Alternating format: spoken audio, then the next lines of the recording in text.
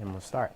All right, welcome everybody. My name is Mr. Eric Browning, and I'm the Director of Simulation and Clinical Skills Lab here at West Kentucky University School of Nursing.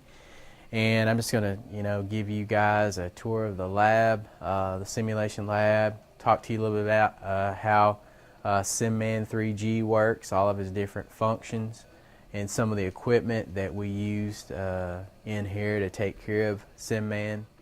I've always had that that desire to want to help.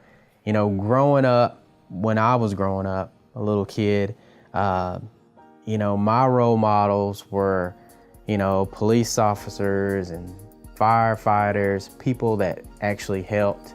That altruistic desire to want to help, that's what's keeping me in it. I feel like it's sort of a purpose, and I feel like I'm helping patients over there when I work at the hospital, and I'm also, from a student standpoint, we're helping indirectly.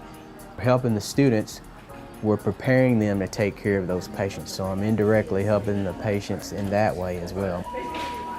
I grew up in Greenville, Kentucky, which is about 68 miles west of here. Coming out of high school, my aunt, I talked to her at the time. She was a licensed practical nurse. She talked to me about possibly thinking about going into nursing. So she was able to set me up with a guy who was a nurse in the emergency room there at our local hospital. I had an opportunity to follow him around for half a day and watch what he did, and immediately I was hooked. I was like, yeah, I would love to do that. SimMen 3G, he is considered a high fidelity simulator, and he's high fidelity because of his functions, such as breathing. When his chest, you see chest rise as he breathes in and out. As you can see, his eyes blink. Also, with his eyes, pupils will constrict and dilate, respond to the light. Let's see. One of my experiences as a nurse was working with a low fidelity mannequin, which is just like a half body CPR mannequin at a local acute care rehab hospital.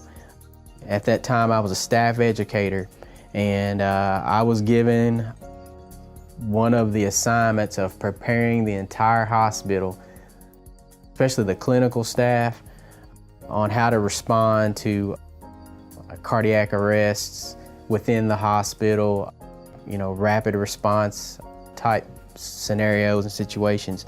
So we did that with, it was basically simulation training. I would drag that Annie doll out. I'd come in at different times of a shift and put that half-body task mannequin in a bed and cover it up, and I'd push the cold blue button, and they'd come running, and I would objectively observe them, go through all the steps they needed to do to treat a cardiac arrest patient.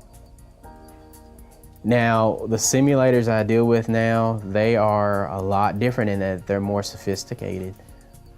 When I was in nursing school, we had nothing like this. I think we were lucky if we had like just a static mannequin that, that looked like something out of a J.C. Penney that you would dress up. I mean, it was just kind of just basic. Here, they're very sophisticated. Provides a lot of learning opportunities for our students. Do you have any pain right now? No. Okay. All right, let's continue. Can you tell us where you are right now, Mr. Mendoza? Do you know where we are? I'm in the hospital. Okay, good. Good. What's the year? Okay, so Mr. Mendoza, can you tell me what the year is? 2017. we've got 2 minutes. Okay. I have a question for you. Yeah, you have a question? What you got? No, I'm like, Won the Super Bowl yesterday. Who won the Super Bowl yesterday? The Super Bowl wasn't yesterday, Mr. Mendoza. What day do you think it is? They have to suspend disbelief, which when you do see them first come in for that first scenario, the reactions it's quite funny. I mean, they'll laugh and giggle, and it's just really strange watching them interact with that, Manny. Because, you know, we tell them that we realize that it's not real, and we understand that there's going to be some hesitation at first, but we feel like they can derive a better learning experience if they do take it seriously, because if they do, it moves the scenario along, and we can quickly attain those learning objectives. We do tell them that we will protect their privacy, and anything that happens in simulation stays in simulation for that particular group. You know, no one's gonna make fun of you for making a mistake, because we're all here to learn.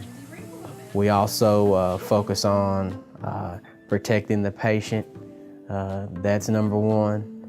But yeah, our learners come first, because, you know, at the end of these things, he may die, but I can always bring him back.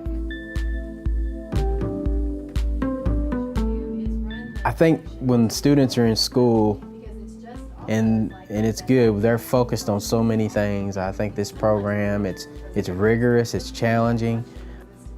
You know, they're just trying to stay above water. It's easy to lose focus on what's important. So I hopefully by the time they get out and they do get their license, that they always remember to put the patient first no matter what. You know, you're their advocate. You're there for that patient, and, you know, it's your responsibility to take care of them and to do everything you can for that patient.